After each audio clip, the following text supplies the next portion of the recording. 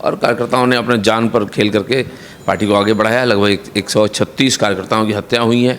लाखों लोग गांव-गांव से चल के आए हैं और इतनी गर्मी में खड़ा होकर प्रधानमंत्री का पूरा भाषण सुने हैं। बंगाल में सुशासन और लोकतंत्र लगभग 45-50 साल से गायब है।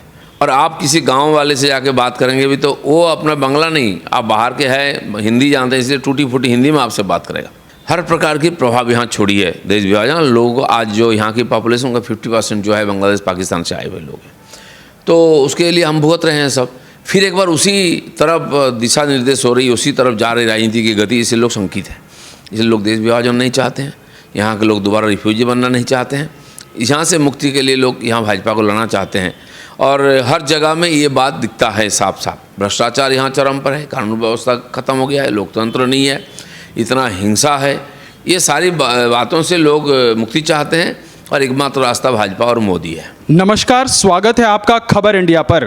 बंगाल में ज्यों-ज्यों चुनाव की सरगर्मियां तेज हो रही हैं, उसी सरगर्मियों के बीच बंगाल भाजपा के अंदर तमाम नेताओं का प्रवेश हो रहा है। कल परेड ग्राउंड से प्रधानमंत्री के उद्बोधन के बाद जिस प्रकार की तेजी बंगाल के चुनाव में देखी जा रही है, आज हम पहुंचे हैं बंगाल भाजपा के अध्यक्ष दिलीप घोष जी के पास और दिलीप घोष जी के नेतृत्व में ये जो है पूरे बंगाल की लड़ाई लड़ी जा रही है। स्वागत है दिलीप दा आपका। धन्यवाद, नमस्कार। आज प्रधानमंत्री की रैली के बाद एक नया अंडरकरंट देखने को बंगाल के अंदर मिल रहा है और जिस प्रकार से भाजपा के अंदर तमाम नेताओं का आना हो रहा है, आपके नेतृत्व में रोज पार्टी जो है एक नई जो है दिशा की ओर बढ़ रही है, तो क्या संदेश देंगे आज महिला दिवस पर? एक तो हमारे देश के, दुनिया के सारे महिलाओं का हमारी तरफ से अभिनंदन। हमारी धात्री हैं और धरती माता के प्रतिनिधि, और हमारे देश में भी जितने बड़े महापुरुष हैं उनके पीछे माता के रूप में, पत्नी के रूप में और किसी रूप में महिलाओं की बहुत बड़ा योगदान रहा। बड़े देश की जो तरक्की हुई, क्रांति, उसमें भी महिलाओं की योगदान रही है। हम चाह रहे हैं कि हमारे मातृशक्ति उसी रोल के साथ आगे बढ़े। भारतीय जनता पार्टी हमें महिलाओं को आगे किया है, लगभग 4 गवर्नर बनाया महिलाओं को, देश की रक्षा मंत्री, वित्त मंत्री, विदेश मंत्री, ऐसे मुख्य पदों पर महिलाओं को रखा है और उन्होंने सफलतापूर्वक काम भी किया है।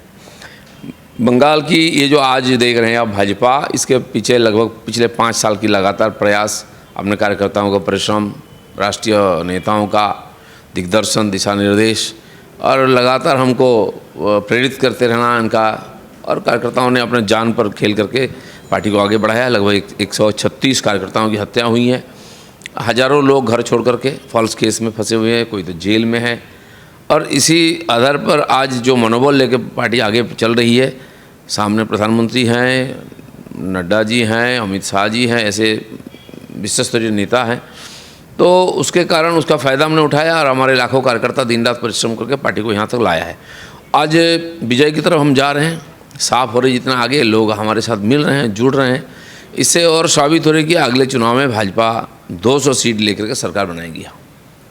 दिलीप दा, बंगाल की राजनीति में पॉलिटिकल वायलेंस और पॉलिटिकल मर्डर का बहुत पुराना हिस्ट्री है और अभी पिछले कुछ वर्षों में जिस प्रकार से भारतीय जनता पार्टी के बहुत सारे कार्यकर्ताओं के ऊपर जो है हमले हुए, बहुत सारे कार्यकर्ता मार दिए गए, और उसके बाद अभी प्रधानमंत्री जी ने कल के उद्बोधन में कहा है लोगों को कि आप जो है डरिए नहीं, आप निकलिए। आपके ऊपर स्वयं, नड्डा जी के ऊपर स्वयं कई बार हमले हुए, तो क्या संदेश जो है कल की रैली से जा रहा है? और इस वायलेंस को ध्यान में रखते हुए जो लोग जो है डरे सहमे से हैं राज्य के अंदर इस चुनाव में, क्योंकि हमने पिछले वर्ष पंचायत चुनाव में भी देखा कि लोगों को जो है व्हाट्सएप पर अपने नॉमिनेशन जो है भेजने पड़े थे, तो क्या संदेश देंगे आप? देखिए, काल की जो सभा हुई है उसमें एक विशेषता है कि इस प्रकार सभा होता है तो महीनों पहले से लोग तैयारी करते हैं, बड़ी बड़ी गेट होती है, बैनर, पोस्टर, जुलूस वगैरह होता है, फिर लोग आते हैं, सफल होता है। टीएमसी के पास उतना दम नहीं इस बार, इसलिए ब्रिगेड परेड का प्रोग्राम ही उन्होंने किया नहीं। बाकी सारे पार्टी मिलकर के एक प्रोग्राम किया था और उस सारे को पीछे छोड़कर भाजपा आगे की है। हमारे कार्यकर्ता, हमारे संगठन, उसी का आधार पर हमने 10 लाख से ज़्यादा लोगों का इकट्ठा किया था।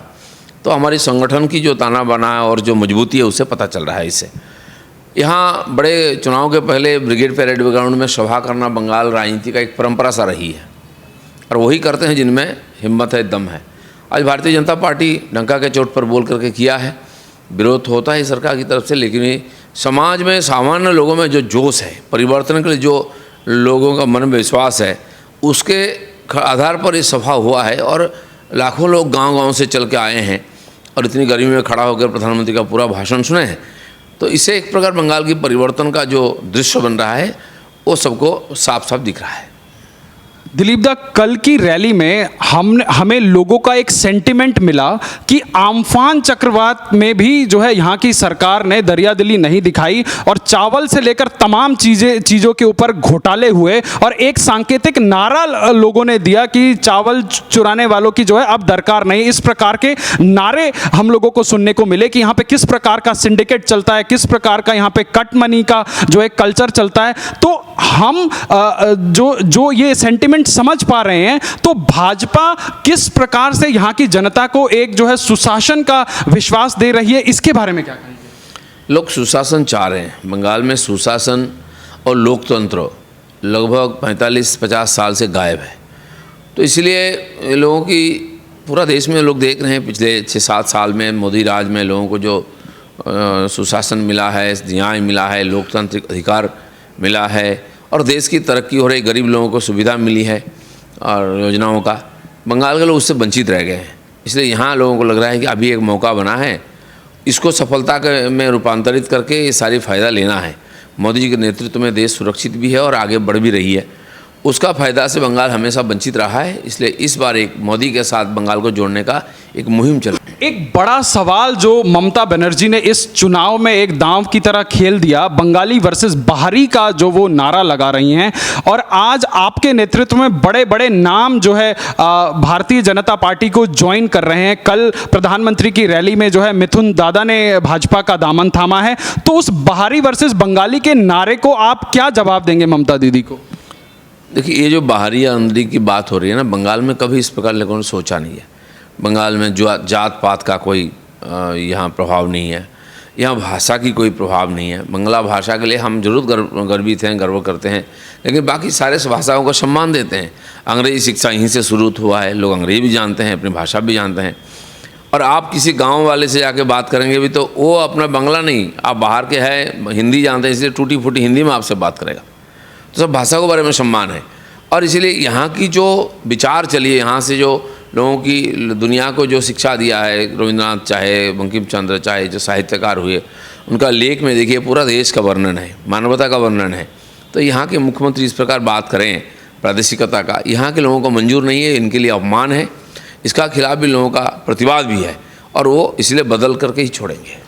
एक बड़ा महत्वपूर्ण सवाल बंगाल की राजनीति में पिछले 10 साल कहीं ना कहीं तुष्टीकरण की राजनीति को हवा देते हुए लोग देख रहे हैं, और जिस प्रकार से एक संप्रदाय विशेष को जो है ओबीसी कैटेगरी में डालकर शिक्षा के क्षेत्र में लगभग 17% का जो आरक्षण दिया, उससे कहीं ना कहीं जो है समाज के अंदर एक नाराजगी सी जो है दिख रही है। तो जो प्रधानमंत्री का नारा है सबका साथ, सबका विकास, सबका विश्वास, तो इसको कैसे जो है सबको विश्वास में लाया जाएगा? और जो तुष्टीकरण की राजनीति को हवा देने वाले लोग, अभी एक नया पॉलिटिकल एंगल जो आया है आईएसएफ के रूप में, और ये जो कांग्रेस, वामपंथ और आईएसएफ का जो गठबंधन है, क्या कहीं ना कहीं ये ममता बनर्जी या उनके अलायंस का कोई प्लान बी है क्या? देखिए, बंगाल वो प्रदेश है जो देश विभाजन को झेला है, उसके कारण यहाँ की अर्थव्यवस्था, यहाँ की कानून व्यवस्था, यहाँ की सामाजिक ताना बाना, डेमोग्राफी से लेकर के हर प्रकार की प्रभाव यहाँ छोड़ी है देश विभाजन। लोग आज जो यहाँ की पॉपुलेशन का 50% जो है बांग्लादेश पाकिस्तान से आए हुए लोग हैं, तो उसके लिए हम भुगत रहे हैं सब।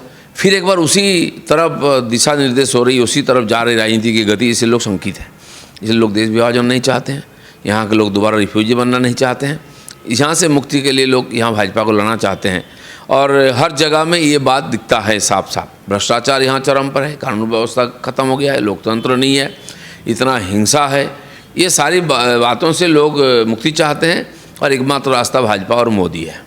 एक आखिरी सवाल दिलीप दा कि बिमल गुरुंग जो है एनडीए के एक घटक रहे काफ़ी समय तक 2019 के चुनाव में भी वो जो है कोलिशन के पार्टनर थे, पर अचानक से जो है जिनके पीछे ममता बनर्जी की पुलिस पड़ी थी, आज वो अचानक से कहीं ना कहीं ममता बनर्जी के पाले में दिखाई देते हैं। तो इसका क्या उस दार्जिलिंग डुअर्स वाले क्षेत्र में आपको कुछ असर लगता है कि कुछ होगा, जहां से राजू बिष्ट भारतीय जनता पार्टी के ही सांसद चुन के आते हैं? तो क्या विमल गुरुंग का टीएमसी में जाना, टीएमसी के साथ गठबंधन करना भाजपा के लिए उस क्षेत्र में उन 3-4 विधानसभाओं में कुछ असर कर सकता है? देखिए, विमल गुरुंग जैसा स्थानीय नेता, लोकल पार्टी जो चलाते हैं, उनके लिए कुछ मजबूरियाँ रहती है। तो उनके साथ जो व्यवहार हुआ, 76 केसेस डाला गया, राष्ट्रविरोधी कानून तक 3.5 साल वो बंगाल से बाहर रहे। इस परिस्थिति में उनको और रास्ता नहीं था, उनको सरेंडर करना पड़ा। लेकिन इसका मतलब ये नहीं कि उनके सारे फॉलोअर्स और पहाड़ के लोग उनके साथ हैं। उनकी कोई मजबूरी नहीं है, वो न्याय चाहते हैं, वो विकास चाहते हैं, वो काम चाहते हैं। तो वो केवल भाजपा दे सकती है। इसलिए पिछले 3 बार वहाँ से भाजपा का सांसद चुन के आए हैं। और अभी मैं जाके आया पहाड़ से, मैं भी 3 साल के बाद गया। उस समय मैं गया था लोगों से मिलने के लिए, मेरे ऊपर आक्रमण हुआ था, तो मैं उसी का एक प्रकार चैलेंज लेके गया था और वहाँ सबसे बड़ा सभा करके आया है। तो पहाड़ भाजपा के साथ ही है, राष्ट्रीय पार्टी राष्ट्रीय स्रोत में ही रहेगा। जो बीच में हो गया है, ममता दीदी की जो अत्याचार रही वहाँ 3 साल से, तो उसका लोगों ने भूले नहीं है, उसका बदला लेना चाह रहे हैं और भाजपा उनके लिए साधन है। तो ये थे हमारे साथ भारतीय जनता पार्टी पश्चिम बंगाल के अध्यक्ष श्री दिलीप घोष जी, जिनके नेतृत्व में यहाँ पर जो है भाजपा चुनाव लड़ रही है। और जो है इनका कहना है कि कैसे प्रधानमंत्री जी की रैली के बाद यहाँ पर जो है पूरा का पूरा पार्टी कैडर के अंदर नई ऊर्जा का संचार हुआ है। बहुत ही बेबाक राय इन्होंने हमारे साथ रखी। धन्यवाद।